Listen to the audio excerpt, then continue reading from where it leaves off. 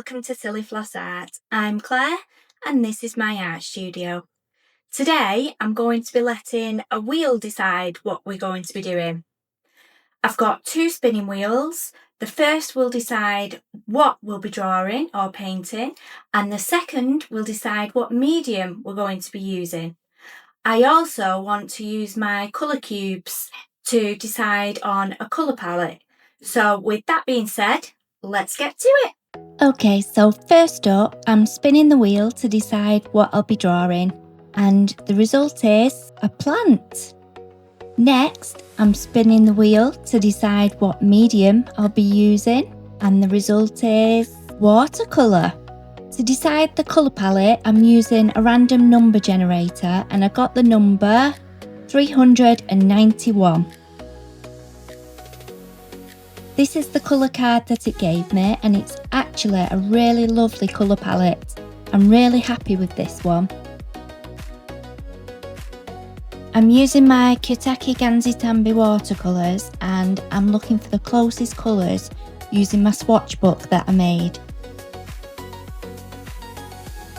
I found some really close matches, so I'm swatching them out first to use as a reference.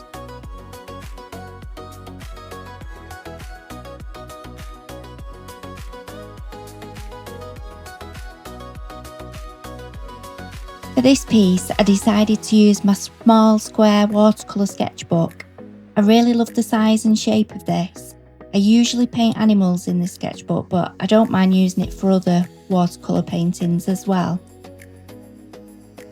I started by sketching out my design in pencil. Fun fact about plants, there are over 390,000 known plant species in the world. And somehow I still end up drawing leaves every single time.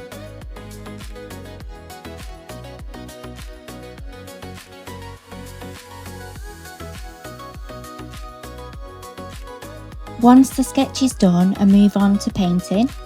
I work in layers with this one. The first layer is just to lay down the base colours.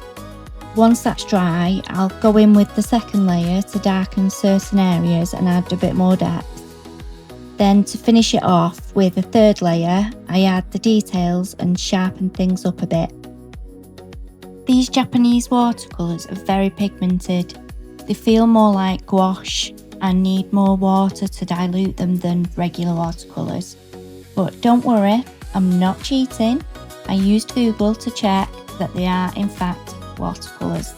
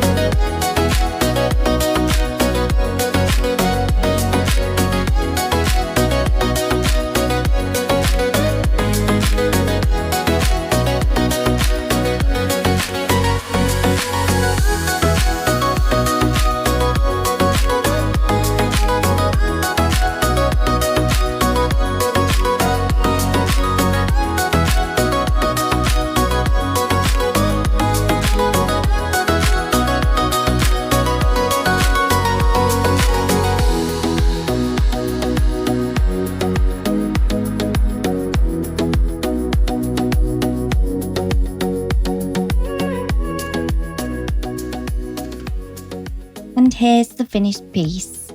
I think this one turned out really nice.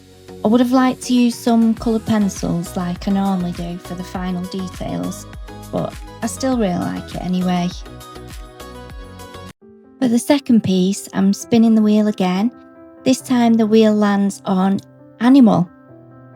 Spin again to decide the medium, and the result is graphite. I'm also including charcoal in this. To decide which animal I'll be drawing, I found a spinning wheel with 100 animals on it, and the result is a rhino. I've never drew a rhino before, so let's see how this goes. I got all of my graphite and charcoal supplies out.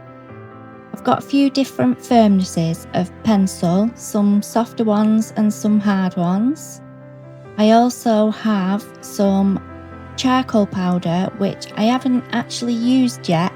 It was a Christmas present from my Secret Santa, my brother-in-law, so thanks Alex.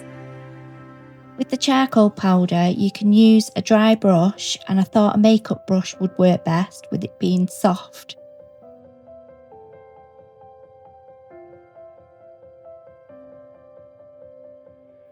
You can also use these that are for soft pastels really, but I don't actually know what they're called. They're a bit like the old-fashioned eyeshadow brushes or tools that you used to get in sets.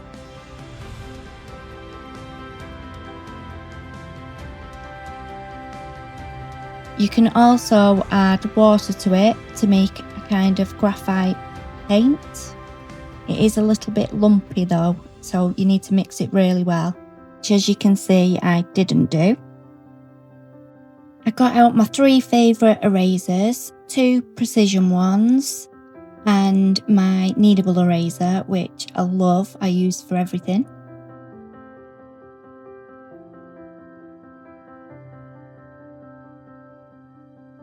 Then we've got some water-soluble graphite sticks in different firmnesses.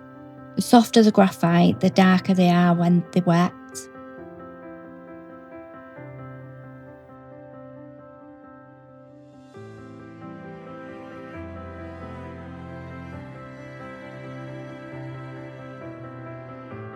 And finally is the most interesting, I've got some kneadable graphite. This stuff is very messy. I haven't used it for any finished artwork yet.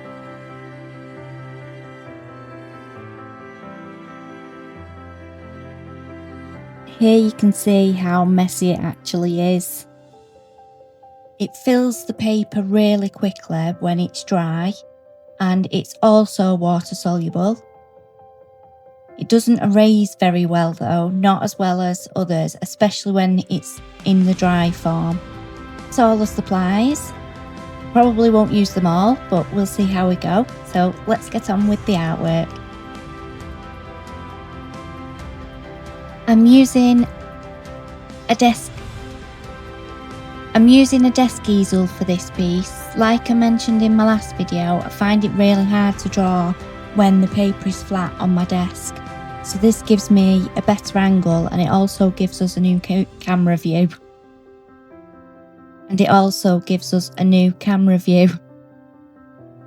I start by sketching out the basic shapes. I then just keep adding lines and shapes until it feels right.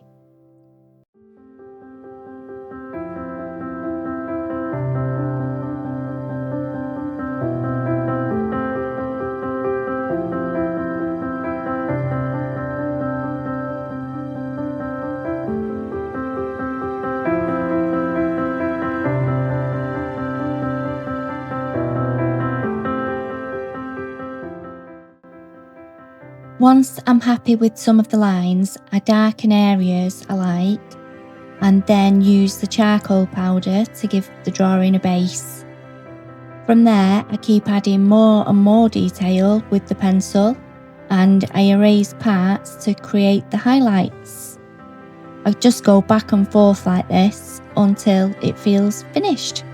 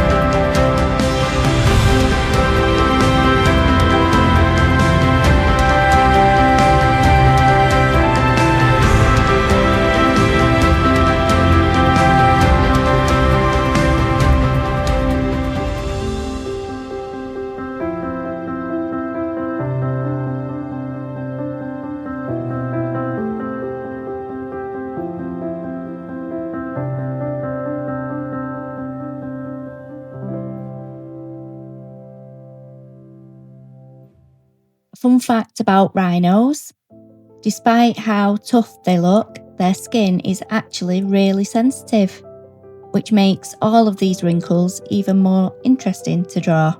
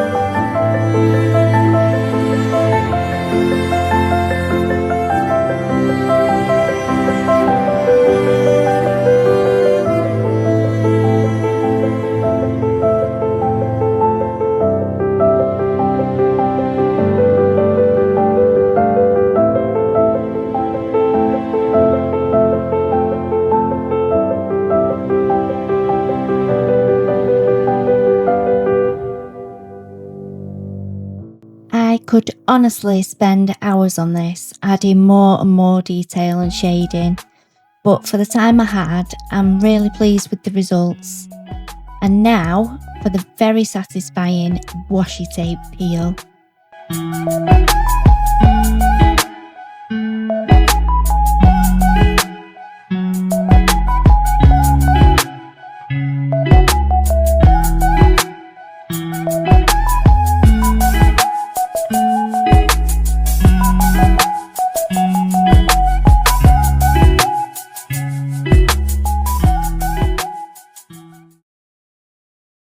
For the third and final project, Flo popped in to help me spin the wheel for this one. The subject landed on food and the art supplies landed on a mix of 3.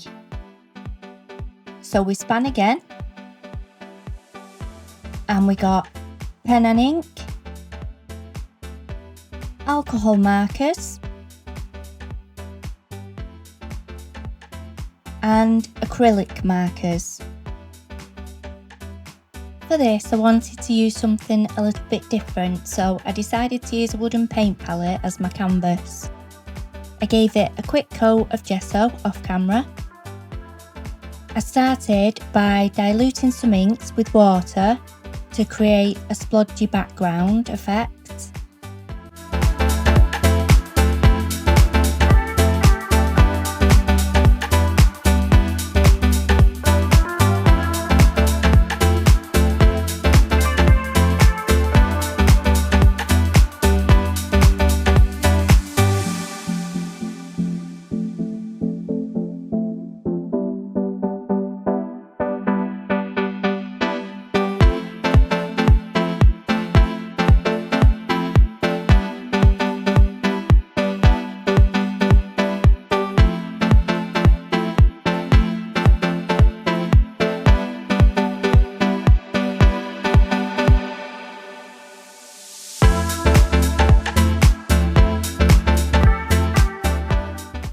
It was 2 AM by this point, so I decided to leave it to dry overnight.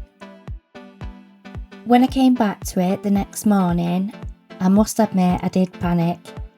I must have been delusional with sleep deprivation because it looked awful. I was honestly going to scrap it and start again, but I was getting short on time for filming, so I decided to just push on and see what happened. I sketched out a design in pencil and I decided to go with an ice cream sundae. I think I needed a bit of a dopamine hit after the panic was over.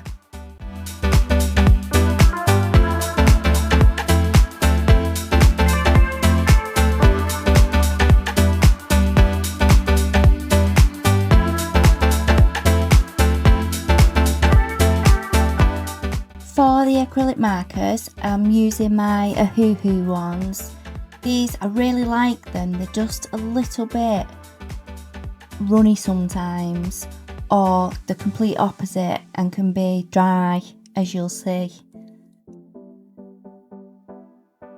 I filled in all the large shapes with flat colours and then gave it 2 more coats off camera. The white actually took 6 coats and the pink still came through. A fun fact about ice cream, it actually triggers dopamine in your brain, which explains why this felt like the correct choice.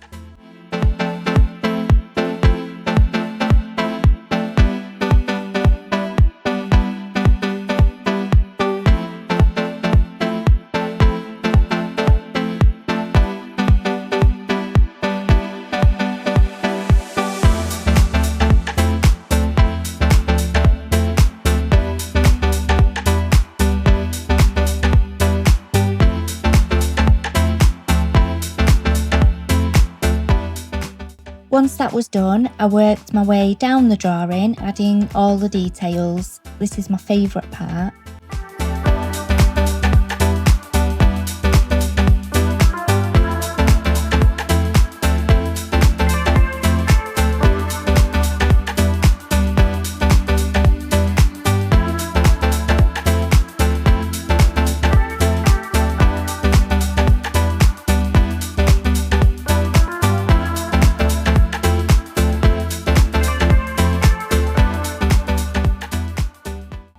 After that, I used pastel rainbow colours for the sprinkles.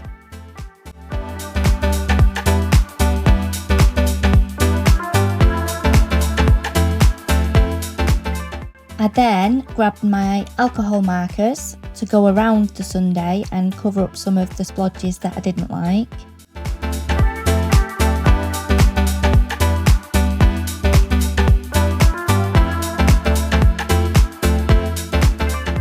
Then I thought I needed to tie in the background a little bit to the image. It looked a bit odd. So I tied it in by using the acrylic markers in the same pastel colours to add hearts, dots and little diamond shapes all over the piece.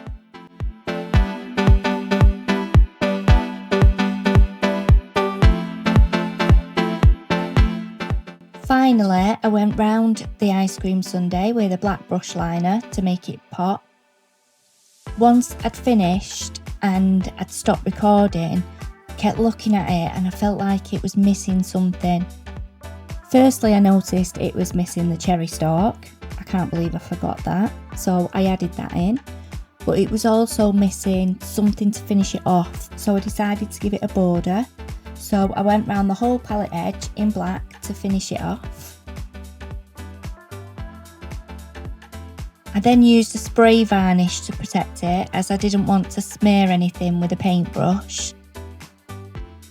To say I didn't like this when it started, it actually turned out to be my favourite piece. I love how bright and cheerful it is, and I can't wait to put it up on the wall. So that's all 3 projects finished. Apparently, today I learned that plants gossip, rhinos are sensitive souls, and ice cream is basically emotional support. I'd love to know which one was your favourite, so let me know in the comments.